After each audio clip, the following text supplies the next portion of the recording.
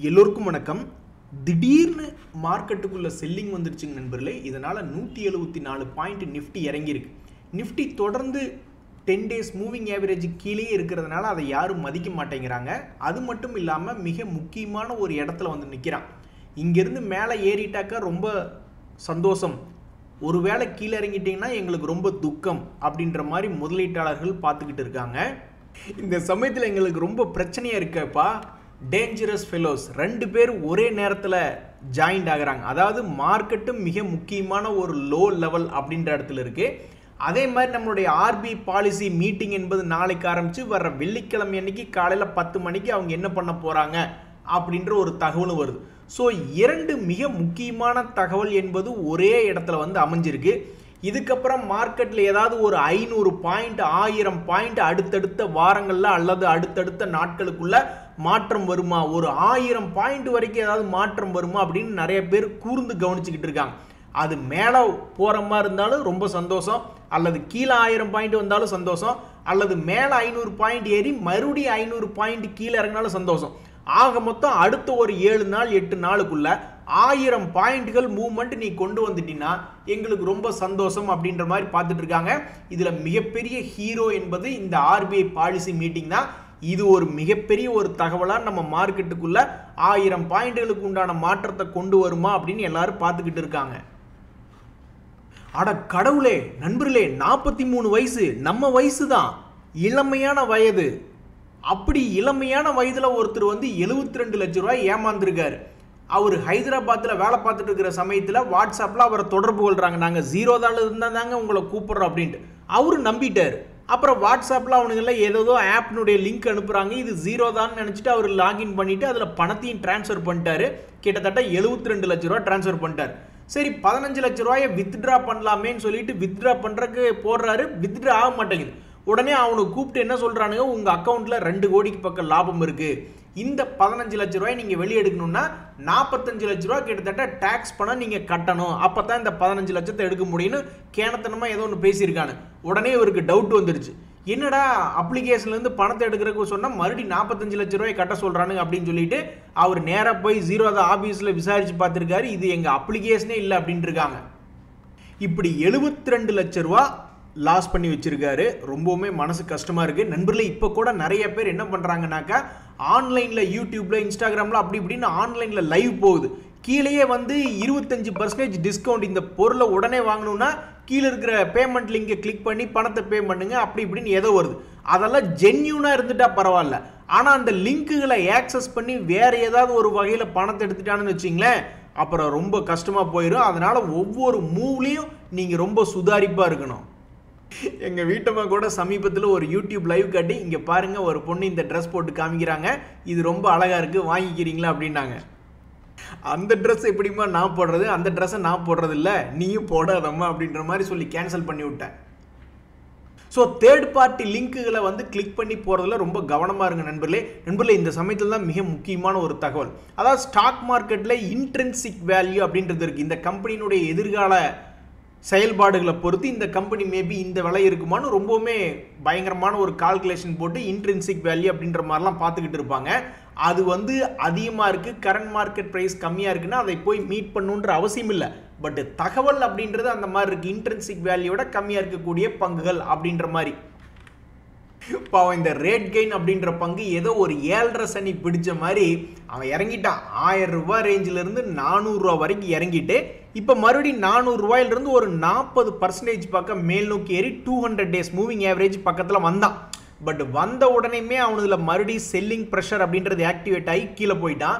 இந்த சமயத்தில் என்ன ஒரு தகவல், இந்த ரேட் கெயின் டிராவல் டெக்னாலஜிஸ் வந்து அவங்ககிட்ட இருக்கக்கூடிய ஒரு வேலையால், அவங்களோட எம்ப்ளாயியே வந்து ஒரு ஆர்டிஃபிஷியல் இன்டெலிஜென்ஸ் ரெமோ அப்படின்ற பெயர் வச்சு லான்ச் பண்ணியிருக்காங்க. இவங்களுடைய ஃபர்ஸ்ட் ஆர்டிஃபிஷியல் இன்டெலிஜென்ஸ் எம்ப்ளாயி, தொழிலாளி. ஸோ இது ஒரு ஆச்சரியகரமான ஒரு தகவலாக இருக்கும் பட்சத்தில் இந்த பங்கு சமீபத்தினுடைய குவார்ட்டர்லி ரிசல்ட்ல என்ன பண்ணான்னாக்கா, அவனுடைய நிலையான வருமானத்தை தான் காமிச்சிட்டு இருக்கிறான், வளர்ச்சியே இல்லை. இதுக்கு முன்னாடி 8 கோடியிலிருந்து 50 கோடி அப்படின்லாம் வந்தான். இதை பாராட்டித்தான் அவனை ஒரு காலத்தில் என்ன பண்ணாங்க அப்படின்னு பார்த்தீங்கன்னா, கீழே 300 ரூபா ரேஞ்சில் இருந்தவன 1000 ரூபாயெல்லாம் கொண்டு போனாங்க. அதுக்கப்புறம் அந்த கம்பெனியில் ஒன்றும் பெருசாக வளர்ச்சி இல்லையே அப்படின்னு சொல்லி அந்த பங்கு பிடிச்சி இறக்கி விட்டாங்க. இதனால் என்ன ஆகுதுன்னா, இதுக்கு முன்னாடி இருந்த இன்ட்ரின்சிக் வேல்யூ 429 ரூபா, அதுக்கு பக்கத்தில் நியரஸ்ட்டாக அதனுடைய கரண்ட் ப்ரைஸ் என்பது வந்து விழுந்திருக்கு. ஸோ இந்த பங்கு தற்போது ஒரு கடன் இல்லாத கம்பெனியாக இருக்குது. அதே சமயம் அவனுடைய ஃப்ரீ கேஷ் ஃப்ளோ அப்படின்றது போன வருஷம் 148 கோடி ஏர்ன் பண்ணியிருக்கான். பட் இருந்தாலும் ஏன் இவன் இன்னும் டிவிடெண்டே தரமாட்டேங்கிறான் அப்படின்னு பல ட்ரேடர்கள் வந்து யோசிச்சுட்டு இருக்காங்க.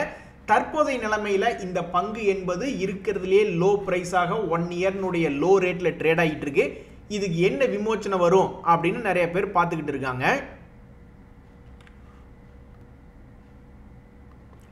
நண்பர்களே, இந்த தட்டானுக்கு சட்டை போட்டால் குட்டை பையன் கட்டையால் அடிப்பான், அவன் யாருன்னு அந்த விடுகதைக்கு விடை தேடுற மாதிரி கிட்டத்தட்ட 4-5 மாசமா இந்த விடுகதைக்கு விடை தேடிட்டு உட்காந்துட்டு இருக்கிற மாதிரி ஒரு இடத்துல தான் உட்காந்துக்கிட்டு இருக்கான் இந்த வோல்டாஸ் அப்படின்ற பங்கு. நீங்கள் நல்லா எடுத்து பார்த்தீங்கன்னாக்கா இந்த வருஷம் 2025 சமயத்தில் ஜனவரி பிப்ரவரி சமயத்திலேயே அவன் 1200 தான் இருந்தான். அதுக்கப்புறம் ஒரு முறை கீழே போகிற மாதிரி சும்மா ஒரு 50 ரூபா பக்கம் கீழே போயிட்டு அப்புறம் மறுபடியும் மேல் நோக்கி ஏறி கரெக்டாக அவன் தலையிலேயே கொட்டி கீழே அனுப்பிச்சிட்டாங்க 2 days மூவிங் ஆவரேஜ் அப்படின்றது. அதை டச் பண்ண உடனேமேவும் மறுபடியும் கீழ் நோக்கி இறங்கி அந்த பிப்ரவரி லெவலில் இருந்த லெவல்லையே 4 மாசமா சுற்றிக்கிட்டு இருக்கான். இவனுக்கு என்னைக்கு விடுகதைக்கு விடை தெரிஞ்சு இவன் கரெக்டான பதிலை சொல்லி மேலேயோ கீழேயோ எந்த பக்கம் பெருசாக ஏறி இறங்க போகிறான் அப்படின்றது ஒரு புரியாத புதிராக இருக்குது. நிறைய பேர் என்ன வேண்டிக்கிறாங்கன்னா, நீ 2024 ஹை ஆல்மோஸ்ட் 2000 வரைக்கெல்லாம் கூட நீ போவேனா, இந்த 2025 ஒரு முறை ஹை வந்த பார்த்தியா, அது திருப்பி வந்துன்னா கூட நாங்கள் பல பேர் எந்திரிச்சு ஓடி போயிடும் அப்படின்ற மாதிரி பல ட்ரேடர்கள் யோசனை பண்ணிக்கிட்டு இருக்காங்க. இவனும் யோசனை பண்ணிக்கிட்டு இருக்கான், அந்த ட்ரேடர்களை காப்பாற்றி விடவா இல்லை அவங்கள முடிச்சு விடவான்னு இவனும் யோசனை பண்ணிக்கிட்டு இருக்கான். என்ன பண்ணுறதுன்னு தெரியல. ஆனால் இதுக்கு முன்னாடி ஒரு காலத்தில் மார்க்கெட் பயந்துக்கிட்டு இருந்த சமயத்தில் நிறைய முன்னணி கம்பெனிகள் இந்த 2 days மூவிங் ஆவரேஜிலிருந்து கிட்டத்தட்ட 40-50% இறங்கினதுக்கு அப்புறம் தான் மேல் நோக்கி ஏறினான். அப்போ இந்த முறை சமீபத்தில் 2 days மூவிங் ஆவரேஜிலிருந்து எவ்வளவு தூரம் தள்ளி இருக்கான் அப்படின்னு பார்த்தாக்கா ஒரு 20% தான் சீப்பாக இருக்கான். அதாவது அதனுடைய ஹை ப்ரைஸ்லேருந்து தற்போதைக்கு ஒரு 20% தான் விழுந்திருக்கான். இனி என்ன பண்ண காத்திருக்கான்னு யாருக்கும் தெரியாது. ஒரு 30 நாள் கழிச்சு இந்த சார்ட்டை பார்த்தா தான் இவன் என்ன கண்டுபிடிச்சான்றது தெரிய வரும். நண்பர்களே, 5 ஸ்டார் அப்படின்றதான் இந்த 5 ஸ்டார், அதாவது தமிழில் 5 ஸ்டார், இங்கிலீஷில் 5 ஸ்டார் அப்படின்ற பங்கு. ஆனால் அவன் இப்போதைக்கு 4 ஸ்டார் தான் வாங்கியிருக்கான். இன்னொரு ஸ்டார் எப்போ வாங்குவான்னு தெரியல. அதாவது இந்த பங்கினுடைய சமீபத்தினுடைய சீற்றம் இறக்கம் அப்படின்ற மாதிரி பார்த்துக்கிட்டு இருந்தீங்கன்னு வச்சிங்களேன், ஒரு குறிப்பிட்ட லெவல்லேருந்து 1 ஸ்டார் 2 ஸ்டார் 3 ஸ்டார் 4 ஸ்டார்னு 4 ஸ்டார் வாங்கிட்டான். பட் பெயருக்கேற்ற மாதிரி இன்னொரு ஸ்டாருக்கு இது வாங்குவானா இல்லை என்ன பண்ணுவான்னு தெரியாமல் உட்காந்துக்கிட்டு இருக்காங்க நிறைய பேர். இந்த சமயத்தில் இந்த பங்கினுடைய லேட்டஸ்ட் ரிசல்ட் என்ன அப்படின்னு பார்த்தீங்கன்னா, ஒன்றும் பெருசாக வளர்ச்சி இல்லை. தன்னுடைய பிஸ்னஸை தொடர்ந்து ஒரு வருஷமாகவே நிலையானதாக நிறுத்தி வச்சுக்கிட்டு இருக்கான். ஒரு ஃப்ளாட் ரிசல்ட் அப்படின்றத காமிச்சிக்கிட்டு இருக்கான். ஒரு வளர்ச்சி பாதையில் இன்னும் ரிசல்ட் காமிக்கல. அதனால தான் இவனை அப்படியே ஒரே மாதிரி சுமாராக நிறுத்தி வச்சுட்டாங்களா என்னன்றது தெரியல. ஸோ இந்த பங்கு தன்னுடைய 52 வீக் ஹை அப்படின்றத திரும்பி ஏதாவது போய் தொடுமா, இல்லை கடைசிக்கு ஒரு ஸ்டார் மறுபடியும் இன்னொரு ஸ்டாரை போய் வாங்குமா, அல்லது புதிய இறக்கத்தை சந்திக்குமா அப்படின்றது தெரியாம தான் எல்லாரும் பார்த்துக்கிட்டு இருக்காங்க. அது ஏன் எல்லாரும் தெரியாம பார்த்துக்கிட்டு இருக்காங்கன்னா, அது கண்டுபிடிக்க முடியாது. கரெக்டாக கண்டுபிடிக்கிறவனா இருந்தால் அவன் தான் ஞானி ஆயிடுவானே. ஷேர் மார்க்கெட்டில் அடுத்த ஒரு 20 நாள் கழிச்சு, அடுத்த 20 நாள் என்னங்க, அடுத்த 2 மணி நேரம் கழிச்சு என்ன நடக்குன்னு தெரிஞ்சதுனாவே அவன் பெரிய ஆளாயிடுவான் இந்த உலகத்திலேயே. ஸோ அடுத்தது என்ன நடக்குன்னு தெரியாம தான் எல்லாரும் பார்த்துக்கிட்டு இருக்காங்க. நண்பர்களே, இன்னைக்கு மிகப்பெரிய ஒரு சோகமான சம்பவம் பார்த்தீங்களா? இந்த ஓலா எலக்ட்ரிக் அப்படின்ற ஒரு பங்கு பாவம் மிகப்பெரிய ஒரு வீழ்ச்சி இன்னைக்கு. இதனால என்ன ஆயிருக்குன்னா, நிறைய பேர் வந்து ஒரு மாதிரி ஆசையில் இருந்தாங்க. இதுக்கு முன்னாடி ஒரு தடவை கீழே விலை வீழ்ச்சி அடைஞ்சிட்டு 50 days மூவிங் ஆவரேஜ் டச் பண்ணி அதுக்கு மேலே கொஞ்சம் தூரம் ஆடுனான். இதனால் என்ன ஆச்சுன்னா 60 ரூபாயிலிருந்து 100 ரூபாய் அப்படின்ற மாதிரி போனான். அதுக்கப்புறம் இவனை நல்லா கீழே விட்டுட்டாங்க. அவனும் கீழே நல்லா போய்கிட்டே இருந்தான். அதுக்கப்புறம் இப்போ மறுபடியும் வந்து இந்த 50 days மூவிங் ஆவரேஜ் அப்படின்றது தொட்ட உடனே ஏதாவது நல்ல விஷயமா நடக்குமா அப்படின்னு பார்த்துக்கிட்டு இருந்தாங்க. ஒரு நல்ல விஷயம் நடக்கல பாவம். இன்னைக்கு வந்து அது அநியாயத்துக்கு கீழே தான் இறங்கியிருக்கு. எவ்வளவு பர்சன்டேஜ் இறங்கியிருக்குன்னு நீங்கள் நினைக்கிறீங்க? கிட்டத்தட்ட 7.5% இறங்கியிருக்கு. இவனுடைய 52 வீக் லோ என்பது 45 ரூபா. அதை விட ஒரு 4 ரூபா அதிகமாக இருக்கான் இப்போதைக்கு. நிறைய பேர் இன்ஜினியரிங் காலேஜில் சேர்றதுக்கு கவர்மெண்ட் காலேஜ் எல்லாம் லிஸ்ட் எடுத்து வச்சுட்டு கொண்டிருப்பாங்க. ஏன்னா அது 15,000 ரூபா தான் அதனுடைய ஃபீஸ் அப்படின்ற மாதிரி ஆரம்பத்திலிருந்து அப்படின்ற மாதிரி அந்த ஸ்லாப்லேருந்து ஸ்டார்ட் ஆகும் அப்படின்ற மாதிரி எல்லாம் லிஸ்ட் பண்ணி வச்சுக்கிட்டு அவங்க மார்க் வரதை பார்த்துக்கிட்டே இருப்பாங்க. ஏதாவது கவர்மெண்ட் காலேஜில் சேரலாம் அப்படின்னு. அப்புறம் பார்த்தா அவங்க எடுக்கிற மார்க்குக்கு 2 லட்சம் 4 லட்சம் கட்டி படிக்கிற மாதிரி தான் ஏதாவது ஒரு காலேஜ் கிடைக்கிற மாதிரி இருக்குன்னு வச்சுங்களேன். அது மாதிரி தான் இன்னைக்கு இந்த ஃபேக்ட் அப்படின்ற பங்கு ஏறின உடனே ஓ இது ஃபெர்டிலைசர் கம்பெனி, அப்போ இவனை பார்த்துட்டு மற்றவனுங்கெல்லாம் ஏறுவானுங்கன்னு மற்ற ஃபெர்டிலைசர் பங்குகளை நிறைய பேர் பார்த்துக்கிட்டு இருந்தாங்க. கடைசியில் பார்த்தா அவனுங்களெல்லாம் ஏற்றி விடாமல் இந்த ஆர்சிஎஃப் அப்படின்ற பங்கு 150 ரூபாயில சாதாரணமாக இருந்துக்கிட்டு இருந்தான். அப்புறம் அவனை பிடிச்சி இன்னைக்கு 160 ரூபாய்ன்னு ஏற்றி விட்டாங்க. ஸோ தற்போதைய நிலைமையில் என்ன ஆகிருக்குன்னா, கடந்த ஒரு வருடத்தினுடைய அளவில் பார்க்கும்போது ஆல்மோஸ்ட் 250 பக்கத்துலாம் தன்னுடைய உச்சத்துக்கு போயிருக்கக்கூடிய இந்த ஆர்சிஎஃப் அதே மாதிரி கீழே எவ்வளவு தூரம் போயிருக்கான்னா 110 வரைக்கும்லாம் போயிருக்கான்.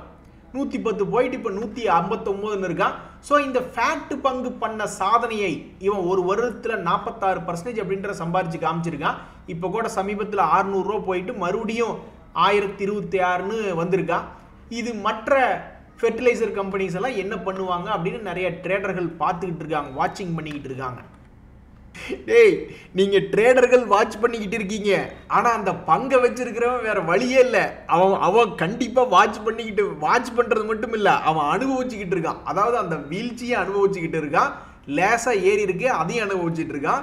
இனி மறுபடியும் மேலே ஏறினாலும் அனுபவிச்சுதான் ஆகணும், இனி மறுபடியும் கீழே இறங்கினாலும் அனுபவிச்சுதான் ஆகணும்னு அவங்க நிலைமை அப்படி இருக்கு. பட் ட்ரேடர்கள் வந்து ஏதாவது ஒரு முக்கியமான ஸ்மார்ட் மணி கான்செப்டில் ஏதாவது நடக்குமான்னு பார்த்துக்கிட்டு இருக்காங்க.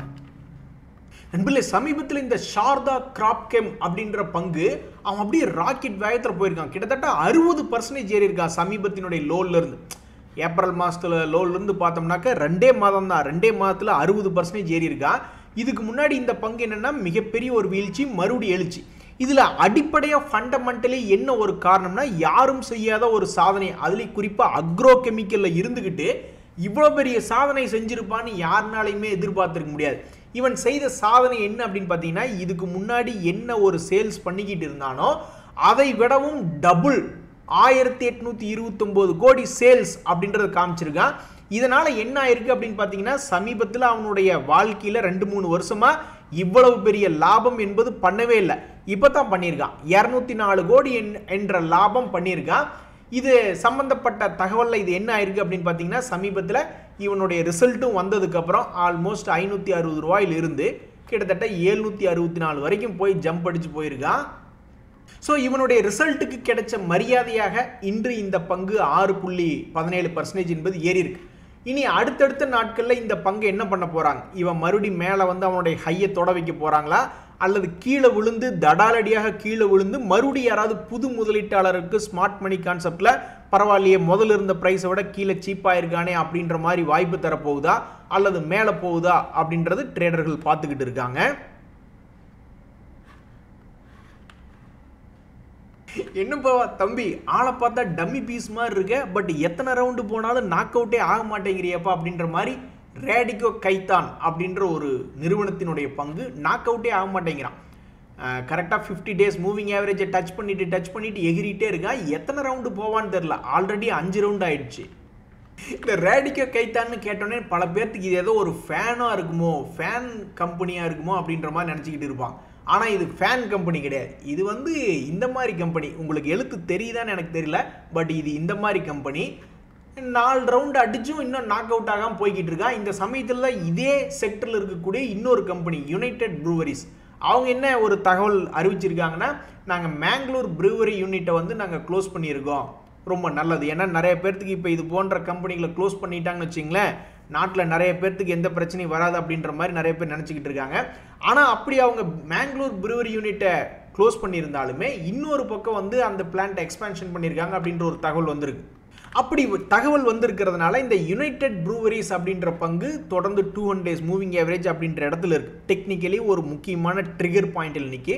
இப்படி இருக்கும்போது இந்த மாதிரி பிஸ்னஸ் அப்டேட் அப்படின்றது வந்திருக்கிறதுனால அடுத்து இந்த பங்கை என்ன பண்ண போகிறாங்க, சென்டர் பாயிண்டில் இருக்கக்கூடிய இந்த பங்கை கீழே கொண்டு போய் ஏதாவது ஸ்மார்ட் மணி கான்செப்டில் ஒரு புதிய லோ அப்படின்றது கொண்டு போக போகிறாங்களா இந்த ஜூலை மாதத்தில், அல்லது புதிய உச்சம் கொண்டு போக போகிறாங்களா இந்த ஜூன் மாதத்தில் அப்படின்றது பொறுத்திருந்து தான் பார்க்கணும். பட் இப்போதைக்கு இந்த யுனைடெட் ப்ரூவரிஸ்ல டெக்னிக்கலாகவும் ஒரு குறிப்பிட்ட இடத்துல இருக்கு, நியூஸும் ஒரு குறிப்பிட்ட இடத்துல வந்திருக்கு. இனி அடுத்த ஒரு 30-40 நாளுக்குள்ள என்ன பண்ண போறாங்க அப்படின்னு பார்க்கறதுக்கு நிறைய பேர் ஆர்வமா இருக்காங்க. இந்த நெட்வொர்க்கிங்ல வந்து கிங்கா இருக்கக்கூடிய டாடா கம்யூனிகேஷன்ஸ் அவங்க என்ன சொல்றாங்கன்னா, அவங்களுடைய பிசினஸ் அப்டேட் கொடுத்துருக்காங்க. எங்களுடைய நெட்வொர்க் கெப்பாசிட்டி அதே மாதிரி கனெக்டிவிட்டியை வந்து இன்னுமே நாங்கள் பயங்கரமாக பூஸ்ட் பண்ணியிருக்கோம் அப்படின்ற மாதிரி ஒரு தகவல் சொல்லியிருக்காங்க.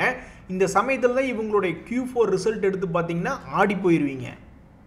என்ன காரணம் அப்படின்னு பார்த்தீங்கன்னா, அவங்களுடைய குவார்ட்டர்லி ரிசல்ட் இதுக்கு முன்னாடி 200-300 கோடி கொடுக்கறதா வழக்கம். திடீர்னு 1041 கோடின்னு கொடுத்துருக்காங்க. அதுக்கு மிக முக்கியமான காரணம் ஸ்டாக் மார்க்கெட்டில் அதர் இன்கம் அப்படின்றது ஒன்று இருக்குது.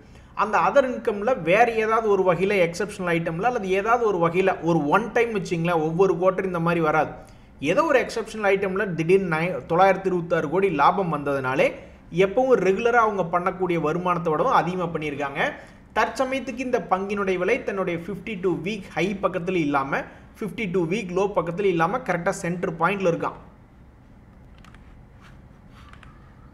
நண்பர்களே, சமீபத்தில் பெரிய பெரிய ஆர்டர் கிடைக்கிற நியூஸ்களே பெருசாக எது வரல, பரவாயில்ல. அந்த பிரச்சனை தீக்கிற மாதிரி இந்த L&T அப்படின்ற பங்கு வந்து சமீபத்தில் ஒரு 1000 to 2500 கோடி ஆர்டர் கிடைச்சிருக்கிறதாக ஒரு தகவல் வந்திருக்கு. சமீபத்தில் நம்மளுடைய நிஃப்டி ஏறினதுக்கு இவனும் ஒரு காரணம். ஏன்னா கடந்த ஒரு மாதமாக நீங்கள் பார்த்தீங்கன்னா 3300 ரூபாயிலிருந்து டபக்குன்னு 3675 மேலே வந்திருக்கான். இது மிகப்பெரிய ஹெவி வெயிட் சாம்பியன் நிஃப்டி 50 இண்டெக்ஸில் வெயிட்டேஜ் படி பார்க்கல. ஸோ இவன் மார்க்கெட்டுக்கு உதவி செஞ்சுட்டு இருந்தான். இன்னைக்கு நல்ல நியூஸ் வந்துமே 1% இறங்கி தான் கிடக்கு L&T. நண்பர்களே, சில நேரங்களில் ட்ரேடர்களை எல்லாம் ஒரு மாதிரி பதட்டப்பட வச்சிருவாங்க. இப்போ சமீபத்தில் BML அப்படின்ற பங்கு கிட்டத்தட்ட 6-7 மாதத்துக்கு முன்னாடி இருந்த பழைய இடத்த வந்து திருப்பி பிடிச்சிருக்கு. எவ்வளவு சந்தோஷம் பாருங்க. கீழே 2000 ரூபாய் எங்கே, மறுபடியும் 4000 ரூபாய் எங்கே, பணத்தை டபுள் பண்ணி விட்டான். ஆனால் இப்போ இருக்கக்கூடிய நிலைமை பார்த்துட்டு பல ட்ரேடர்கள் வந்து ஒரு மாதிரி நெர்வஸாக இருக்காங்க. என்னடா இவன் முக்கியமான இடத்துக்கு வந்திருக்கான், இனி பிரேக் அவுட் ஆவானா இல்லையா அப்படின்ற மாதிரி. ஏங்க அப்புறம் பதட்டமாக தாங்க இருக்கும் இந்த மாதிரி லெவலில் பார்க்கும்போது. ட்ரேடர்களுக்கு எங்கேயாவது கீழே வந்து ஸ்டாப் லாஸ் அடிச்சிருவானோ அல்லது போயிடுவானோன்னு இப்போ நீங்கள் இன்வெஸ்டர் மட்டும் என்ன பதட்டம் இல்லாமல் இருப்பாங்களா? அவங்களுமே சில பேர் ஷார்ட் டேர்ம் இன்வெஸ்டர்னு வச்சிங்களேன். அவங்க என்ன நினைப்பாங்க, சரி பரவாயில்ல, கடவுளின் அருள்னால எப்படியோ கீழே லாஸ்ல இருந்தால் கிட்டத்தட்ட 100% பக்கம் ரெக்கவரி ஆயிருக்கான். ரெக்கவரி ஆகி கிட்டத்தட்ட 8 மாதத்துக்கு முன்னாடி வந்திருக்கான். இனி இவன் என்ன பண்ண போறானான்னு அப்புறம் அவங்களுக்கும் பதட்டம் இருக்காதா? இதுக்கு தான் நிறைய பேர் ஸ்டாக் மார்க்கெட்டில் இந்த trailing stop loss, partial profit booking போன்ற சில விஷயங்களை எல்லாம் பண்ணிக்கிறாங்க. நண்பர்களே, ரொம்ப காலமாக எந்த பக்கம் போகிறதுனே முடிவெடுக்காமல் இந்த வாரி ரெனியூவபிள் டெக்னாலஜிஸ் அப்படின்ற பங்கு இப்படியே தான் இருக்குது. கரெக்டாக சென்டர் பாயிண்டில் இருக்கான். இயர் ஹை இயர் லோ அப்படின்ற இந்த சென்டர் பாயிண்டில் இருக்கான். இப்படி இருக்கக்கூடிய நேரத்தில் என்ன ஒரு தகவல் வருதுன்னா, இவங்களுக்கு ஒரு 346 கோடி மதிப்பிலான ஆர்டர் வந்திருக்கு அப்படின்ற ஒரு தகவல் வருது. ஸோ இந்த வாரி ரெனியூவபிள் டெக்னாலஜிஸ் அப்படின்ற பங்கினுடைய லேட்டஸ்ட் ரிப்போர்ட் என்ன அப்படின்னு பார்த்தீங்கன்னா, தொடர்ந்து 20 கோடி 30 கோடின்னு 50 கோடின்னு லாபத்தை காமிச்சிக்கிட்டு இருந்தவன் இந்த லேட்டஸ்ட் குவார்ட்டரில் 94 கோடின்னு காமிச்சிருக்கான். ஒன்றா கீழே இறங்கி நல்லா சீப்பாக போ, இல்லைன்னா இங்கிருந்தே போய் பழைய ஹையை தொடு அப்படின்ற மாதிரி ட்ரேடர்கள் பார்த்துக்கிட்டு இருக்காங்க. நண்பர்களே, ரைட்ஸ் அப்படின்ற ஒரு பங்கு, இந்த பங்குமே சமீபத்தில் ஒரு லாங் கேண்டில், அதாவது மார்க்கெட்டில் இவன் மேலே திடீர்னு டிமாண்ட், அதாவது டிரான்சாக்ஷன்ஸ் திடீர்னு அதிகமாக நடந்து அதே சமயத்தில் இவனுடைய ஹை லோ அப்படின்றது ரொம்ப அதிகமாக ரெஜிஸ்டர் ஆகி கிட்டத்தட்ட 1 மாதம் ஆக போகுது. இருந்தாலும் இவன் ஒரே இடத்துல சுற்றிக்கிட்டு இருக்கான். இவன் என்ன தான் பண்ண போகிறான் அப்படின்னு இந்த ரைட்ஸ் பங்குகளை பார்த்து நிறைய பேர் பண்ணிக்கிட்டு இருக்கான். இந்த சமயத்தில் ஸ்டாக் மார்க்கெட்டில் ஏர்னிங்ஸ் பர் ஷேர் அப்படின்ற ஒரு கான்செப்ட் இருக்குது. போன வருஷம் 100 ரூபாய் ஒரு ஷேரினுடைய விலை, அதாவது விலை அப்படின்றது இருந்துன்னு வச்சிங்களேன். அந்த சமயத்தில் அவனுடைய ஏர்னிங்ஸ் பர் ஷேர் 100ன்னு இருந்துன்னு வச்சுங்க. ஒருவேளை இந்த வருஷத்தில் 200 அப்படின்னு டபுள் பண்ணான்னா நிறைய பேர் என்ன எதிர்பார்ப்பாங்கன்னா, இந்த 100 ரூபா பங்கு 200 ரூபாய்க்கு போகுமா? ஏன்னா ஒரு ஷேருக்கு முதல்ல 100 ரூபா சம்பாரிச்சு கொடுத்தா இப்போ அதை டபுள் பண்ணியிருக்கானே நிறைய பேர் பார்த்துக்கிட்டு இருப்பாங்க. அந்த வகையில் இந்த பங்கு ஏர்னிங்ஸ் பர் ஷேர் என்ன பண்ணியிருக்கான் ஒரு வருடத்தினுடையது அப்படின்னு பார்த்தீங்கன்னா, போன வருஷம் ஒரு ஷேருக்கு 9 ரூபா 48 பைசா சம்பாரிச்சு கொடுத்தா, இந்த வருஷம் 8 ரூபா 1 பைசான்னு இருக்கு. அப்போ இன்னும் பெருசாக மாற்றம் இல்லாமல் இருக்கு. இனி இதனால் இந்த பங்கு என்ன பண்ண போகிறாங்க, மறுபடி பழைய ஹை கொண்டு வந்து விட போகிறாங்களா, இல்லை மறுபடி கீழே கொண்டு போயிட்டு அப்புறம் மறுபடி ஹை கொண்டு வர போகிறாங்களா அப்படின்னு ஒரே ட்ரேடர்கள் குழப்பமாக இருக்காங்க. நன்றி, வணக்கம்.